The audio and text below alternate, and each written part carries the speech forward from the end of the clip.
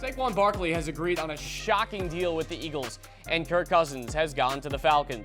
Did NIL contribute to Nick Saban's retirement? Our early predictions on who will win March Madness, and some hot takes on trending topics in the sports world. All of that and more on this episode of Over the Line.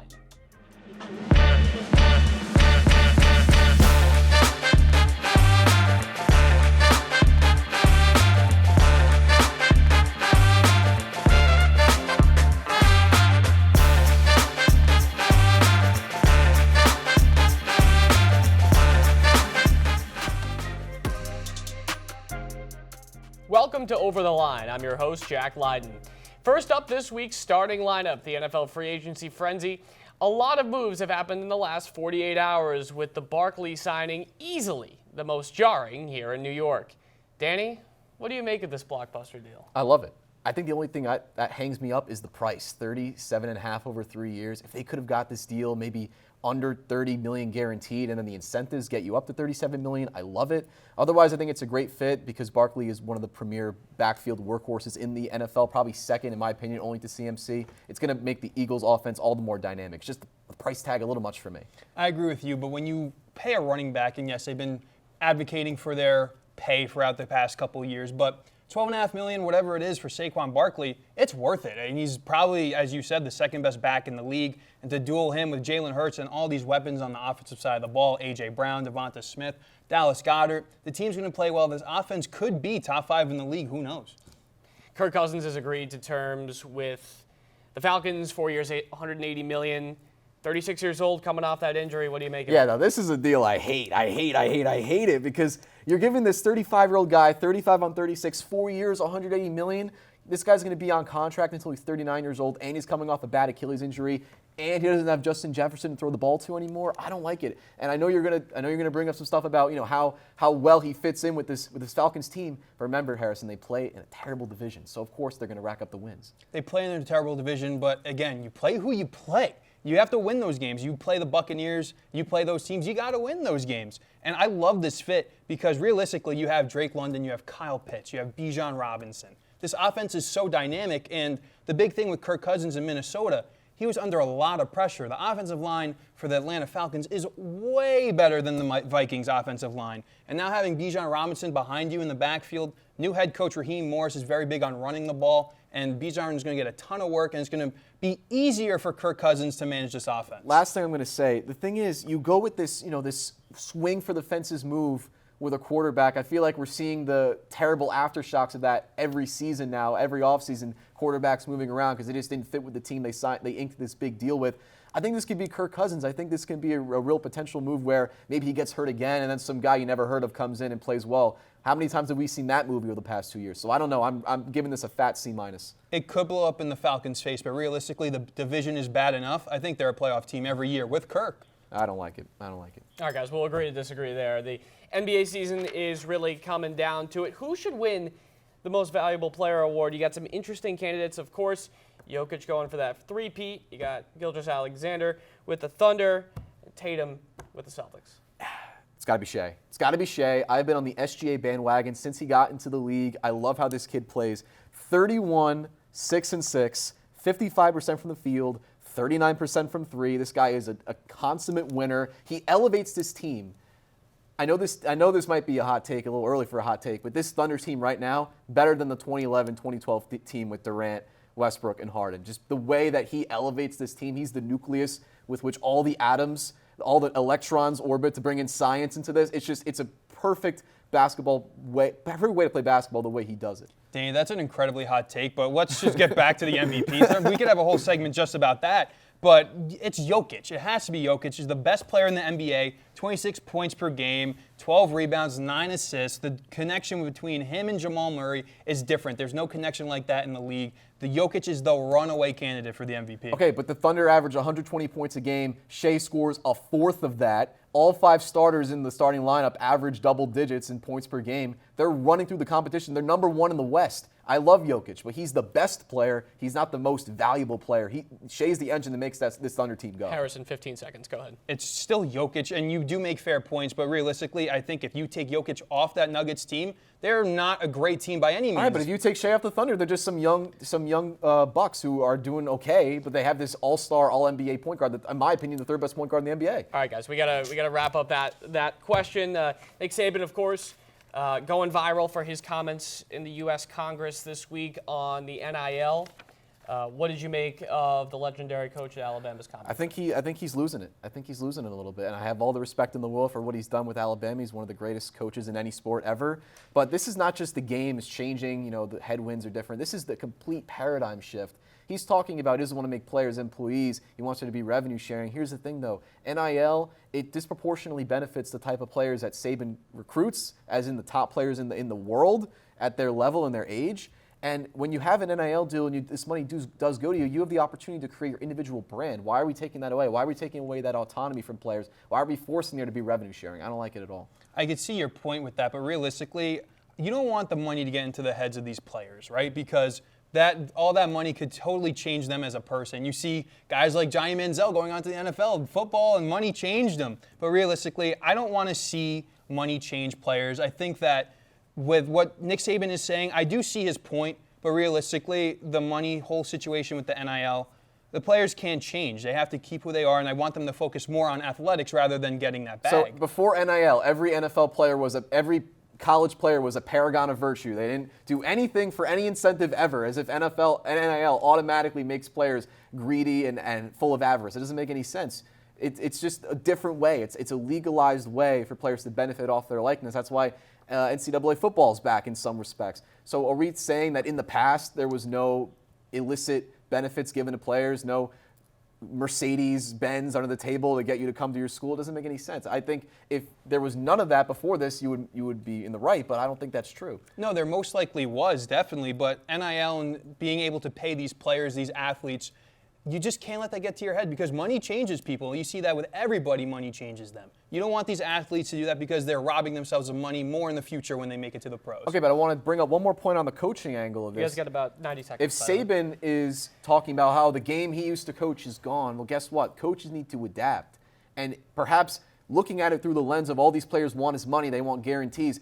If I devoted my entire life to a sport where if I get injured, I can no longer play, yeah, I'd want the bag, even if I'm 18, 19, 20 years old. So how can we blame these kids? But now do you look at character in terms of NIL and the character of player you're recruiting? Maybe there's certain background things that coaches don't like. And that would never have been something with NIL. I mean, I'm a full supporter of it, don't get me wrong.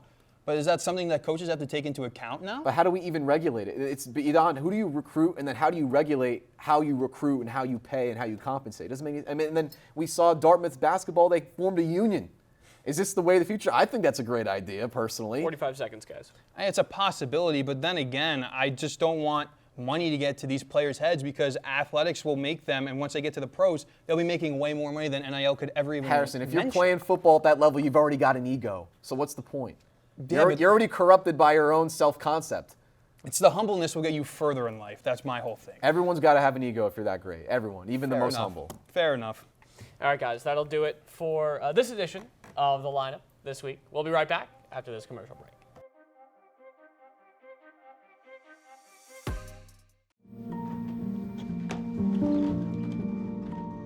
What do you think? We kept it a little spare, so you can decorate it how you like.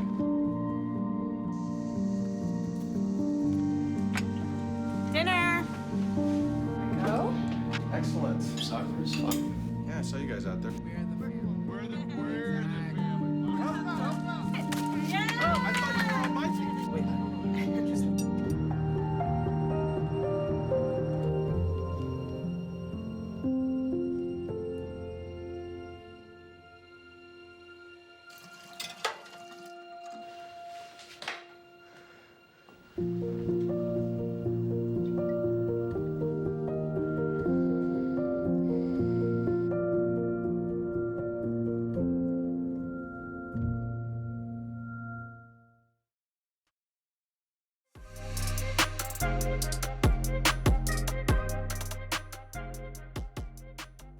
Joining us right now is expert analyst Giuseppe Oliveri. Welcome to the rotation.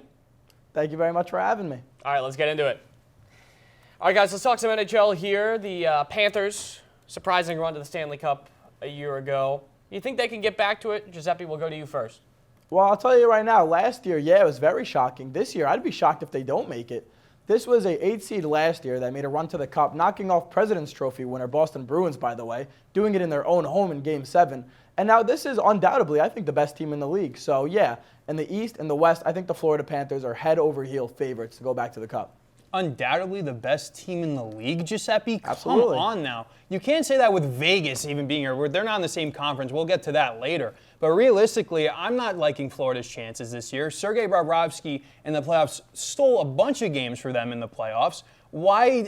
I see like where you're going. You know, they've gotten better. But realistically, that was a Cinderella run last year, beating Boston. But kind of, you have to look at that season that Boston had. You had to know something was going to happen, right? You had to know that those playoffs, once they get there, something weird was going to happen, and it did. That was a Cinderella run for Florida, man. Okay, you could talk about Boston, but then what about playing Carolina, and what about actually going to the Cup? Look, and also Toronto, by the way, that was dying to play Florida. See how that worked out for them.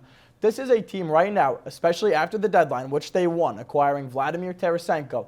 And I get he's not the same player that he was years ago with St. Louis, but he is still a top player in the postseason. We saw that last year with his time in New York, scoring 3 goals in 7 games against New Jersey. And Kyle Oposo, an under-the-radar pickup for depth. He has experience. He's a little bit older. But at the end of the day, he's definitely going to add to those third, fourth lines that he's going to be playing on. And if you want to talk about Sergei Bobrovsky, I'd love to, because I think he's a top 5 goaltender in the league this year. In the past, yeah, he's definitely been shaky for Florida, but he is playing some of his best hockey since his Columbus days right now. And if he could do that last year, stealing games, stealing series, if you want to put it, if he's on his A game, which he is right now, and come playoff time, he still will be in front of the best offense in the league and one of the most slept-on defenses in the league. This is a squad that has, I think, the easiest run to the Stanley Cup since Tampa Bay. I hate to argue another point for Vegas, but you said Florida won the trade deadline. That's not correct. Vegas definitely won the trade deadline. All right, I see that face that you make when you look at Noah Hannafin, you look at Anthony Mantha, a couple other guys, Thomas Hertl.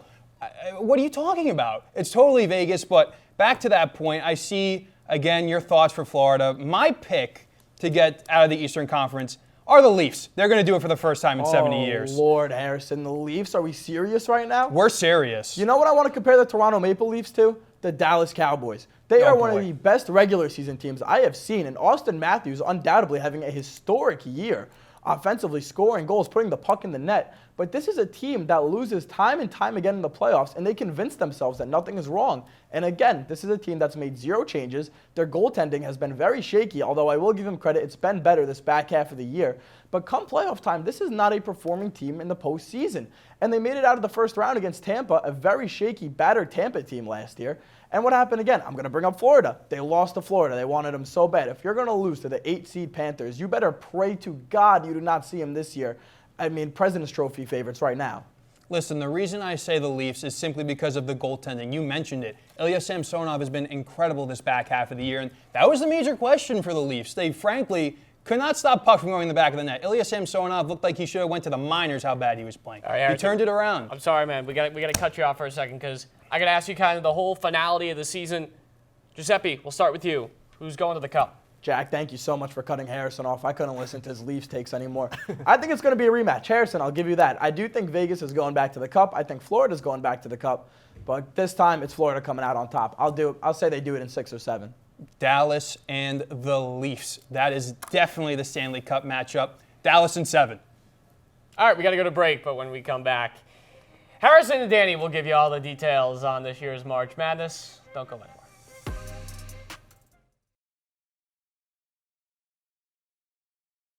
Dad? Just 1 minute, okay? Yeah, Mike. Hey, Bobo, do trees tell each other stories? I'm sorry. I'm afraid I don't know that. Hey, why don't we go find out?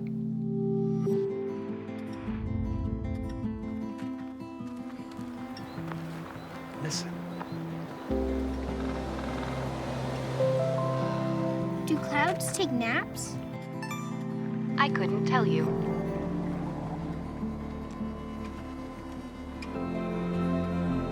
Can birds draw pictures?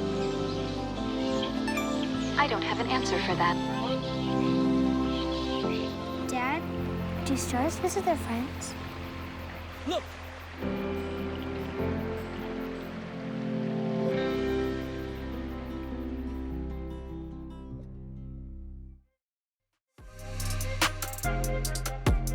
Welcome to Sports Talk. We're going to switch gears now to discuss all things March Madness, because, fellas, after all, it is March. The tournament schedule is not finalized yet, but Danny, Harrison, and Giuseppe, let's talk about your early predictions for March Madness. Start with mid-major basketball, fitting here at Hofstra. Who is your mid-major dark horse in this tournament? Give me the Mountain Valley Conference champions, the Drake Bulldogs. 28 wins, a massive victory over Indiana State. This team is very well positioned to get between a 9 to 11 seed. It's a very winnable game for this type of crew. And they're a strong program, and they're back in the dance. They've been in the dance a little bit these last couple of years. I think they're a really strong favorite to be a dark horse, as ironic as that seems to say. Giuseppe? Yeah, no, I love St. Mary's coming out of Western Conference play here. I definitely love how they played against Gonzaga. They just beat him in the WCC championship the other night. It's a younger team, don't get me wrong, but it's a scary team on paper and definitely on the court as well. A little bit basic, Giuseppe, but I'll give it to you. I don't know about basic. A little basic. Come on. Realistically, the C in CAA stands for Charleston. No way. Charleston Oh, God. all the God. way. Oh, God. I'm just getting hated on today for whatever reason. That's just the case. Nobody likes to take Harrison. Nobody likes any of my takes, apparently. Well, here we are. I mean, realistically, Charleston, they're put together so well, back to back. Their core is incredible. They lost 5 seniors. They still were playing at an elite level. Charleston, 1,000%. Book it. They were ranked last year. They weren't ranked this year. They had 31 wins last year. They don't have 31 wins this year. They almost beat San Diego State last year. They're going to probably play a 4 seed, and that 4 seed right now in bracketology is Auburn. Auburn is going to mop the floor with them. Yeah, Auburn is in my Harrison. Final Four. There's no way Charleston, this weakened Charleston team that had to replace those 5 seniors, is going to make it out. Harrison, did you go into a coma or something just to wake up last I'm year? here. Yeah, sure. I'm I here. love Charleston, but this is a very different looking team than last year. We had a handful of seniors, hit the door on their way out. Charleston is just not as strong as they were, and I could call it a miracle that they made it out of the CAA. I look to their best player, Rain Smith, and he's a stud, to be completely honest. Oh, wait, how many with you. points per game, Harrison? 13 a game? Rain Smith? 13, but I mean, he's able to dish it out well, and he had a bunch of assists too. He's going to be a key guy going down the stretch. All right, but what about Tucker DeVries from Drake, 21 points per game? That's 5th in the country. That's tailor-made for some March Madness. If you have a guy who's a high scorer, he's hard to guard in March every time. Harrison, you make a good point, but you're not even, I don't think, naming their best player, Ante Brzovic. I mean, It's another name. People call this guy Mini Jokic on the floor. I had the chance to be down at the CAA tournament. He looks like Jokic and he plays like Jokic. So if you have this guy who's 6'10", 6'11", who could shoot from the outside and get inside, and he's a bully inside, how do you stop? All right, in a mid-major conference, again, it's you have a great guy who can score, but it also comes down to teamwork, how you made it out of your conference. Mickey Mouse ring for the Charleston Cougars, as you should know, Mr. Leiden. They beat the 7th-seed Stony Brook Seawolves to do it. They didn't face tough competition in that tournament. Versus Drake, they're peaking at the right time. And even, I'll throw Giuseppe a bone. When you beat Gonzaga to win your conference tournament, of course you're going to have some good looks coming your way come March, even though I do think that the take is a little basic. Danny, you don't have to throw me a bone, man. St. Mary's is a very good team coming into March Madness. They're not terrible. And yeah, talk about Gonzaga. I am fully aware this is not the same Gonzaga program we have seen in the past. Thank you. But when you put in these top college basketball programs like Duke and North Carolina, and I'm going to throw Gonzaga with them because in their prime they were very good and nearly unstoppable, that is still something. And yeah, they played them, a handful of times, but you could also argue the same thing for Drake playing Indiana State. When you look at their quad 1 wins, the reason they're so good, they played Indiana State, a handful of times there, and they did it again in winning their conference championship over I want to Indiana borrow State. a phrase I heard earlier in the show. You play who you play, okay? that's a You're in the West, you play who you play. You you're play really better gonna- teams. You play Boise State. You play Gonzaga. If you're in the MVC, you're playing against Indiana State, who had a terrific – they're the best they've been since Larry Bird was at Indiana State Sycamore. So, yeah, I'm riding with Drake because they're playing a team that is playing very well. They're a last 4 team in Indiana State. They're not these bunch of scrubs. Same with Gonzaga. They're not the top 10 team in the country, but they were ranked. So you can't make the case that Gonzaga is a valuable win while also discounting the times that they played Indiana State. They're a good team. I can't believe that you stole a quote from Harrison on the show so far, just the things he's been dishing out. If you want him to back you up in this, be my guest. That's more ammunition for me. I think we can both agree that Charleston's not going to win a first-round game. They're playing a really strong 4 seed if it's Auburn. It's always good to know that we can find middle ground. Thank you. I know, it's great. It's so All great. right, guys, we're going to leave it off while we're all civil here, right? It'll be interesting to see how the bracket shapes out, but that'll do it for now when we come back. Find out our panelists' hot takes. You see certain things get reincarnated in your children. My daughter is very much inspired by my wife's artistic pursuits. So my daughter started making necklaces. She makes what we call affirmation fashion. I tell her every day that your black is beautiful. Your black is beautiful. Your black is beautiful. And if there's anything better than being beautiful, it's being smart. And if there's anything better than being smart, it's being kind. And reaffirming that every day is our method of making sure her chin never drops. My dad wasn't around, and I remember riding a bike and falling off and cutting myself, and me never just wanting to get back on it. People ask, how your children learn how to ride a bike, and you didn't. I didn't teach them. I just created an environment where they taught themselves, and all I had to do was be there.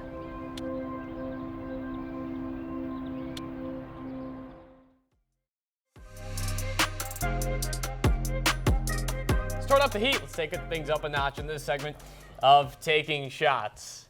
I want you guys to both hit us with your hottest takes of the season. Danny, shoot your shot. I know it's a pretty hot one. Yep. So we've all heard of ladies in waiting. I'm going to tell you about frauds in waiting. The Boston Celtics. They've only made it out of the LeBron-less East once. Once.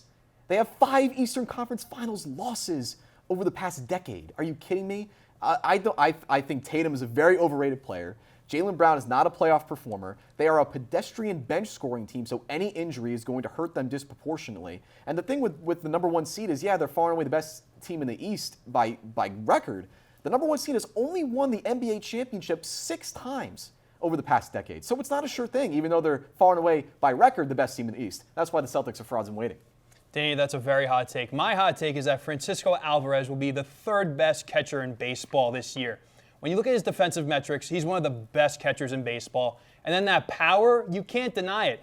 I say 3rd because he's going to be behind Adley Rutschman, who everybody that follows baseball could tell you is definitely the number 1 catcher in baseball. Then there's Will Smith. My prediction, the hot take, Francisco Alvarez will be number 3. Now let's shift it over to women's basketball, a sport that is picking up a lot of steam. I do think some of that steam is going to depart when Caitlin Clark makes it to the WNBA. Now let's face it, the WNBA is going to be very happy to have her. But she is the face of collegiate basketball, and she was in many ways the introduction to the sport for many casual fans. But Caitlin Clark is such a unique player. She's the only player in the women's college game who could shoot like she can, score like she can, just captivate an audience like she can with her record-setting, accolade-setting abilities. And the thing is, Iowa's not really a championship contender. I mean, yeah, they're up there, but they're not going to win it. They're playing against teams that are undefeated, and they're playing in much stronger conferences. When she's gone, you don't have a player who can really find that type of mold again. And if Angel Reese, even if she stays in collegiate basketball, she's not somebody who can really take that mantle. She's too controversial of a player from last season's championship run. I think there's no face of women's college basketball after Clark leaves, and that's why I think they're going to see some drop-off. A lot of the fans are going to shift their attention to the pros, and that's unfortunate, but that's the world we live in, the Caitlin Clark world we live in. Danny, this take might be the highest take that we're going to say here. I'm ready. It's frankly going to be that the Chargers are going to win their division. What? They're going to beat the Chiefs twice this year. The Raiders, they're terrible. Do we even have to talk about the Raiders? The Broncos, no Russell Wilson, but how much does that mean? Russell Wilson's horrible. The Chargers are going to win this division. Jim Harbaugh, their new head coach, him and Justin Herbert are going to win this division. Their defense, not good. Jim Harbaugh is going to coach them up because that's what he's done his entire career in the NFL and in college. Jack, let me just say, you're going to beat the Chiefs twice? They're going to beat Taylor Swift's boyfriend twice in a season? That's absurd. They won't be dating by then. That's ridiculous. They won't be dating Danny, by I feel like this is, I can draw similarities to sort of when these Jets fans, these Bills fans say, oh, we're going to take down the Patriots this year. It's not happening. Come on. How valuable is a coach? Does a coach go Very out there valuable. and catch passes for you, kick field goals for you, Harrison? I don't think he does. He does everything but that. Everything but that. The way he coaches his teams in college, Michigan, They won the championship once, and now all of a sudden he's a savior for the Chargers. That doesn't make any sense. We all acknowledge how good he was, though, throughout his whole college tenure. NFL, he got to the Super Bowl. Ohio State was his father for many years. What are you talking about? We acknowledge how good he was. He's been incredible his whole college tenure. Yeah, you want to argue against Ohio State, Ryan Day doing great things over there, but Jim Harbaugh is the guy, and I think the hardest part in the whole NFL is to get that quarterback that could take you to the promised land. And the main reason why I say this take is because Justin Herbert can take this team to the promised land. He is an elite quarterback. The best Harbaugh coach coaches Baltimore. That's all I'm going to say. Oh, that's all I'm going to say. Terrible. That's all I'm going to say. That's horrible. That's all I'm going to say. All right, guys, we're going to wrap it up now. As we continue here on the show, as things have gotten pretty heated here. So we're going to go around the world of sports to see who is taking a victory lap right after the break. I immigrated to America when I was 20 from a country called Uruguay. I have 2 careers. I'm in the Army Reserves, and I have a civilian career as an engineer. And I have 2 wonderful children. Every day is a challenge to make sure that the time that I have, I spend with them. It doesn't matter how tired you are, you have to be there. You have to be present for them. You have to try to teach them when they learn something new and it just clicks in their brain. I just realized I could do this. And you can just see in their faces. It's such an incredible moment. It's those moments that are my favorite.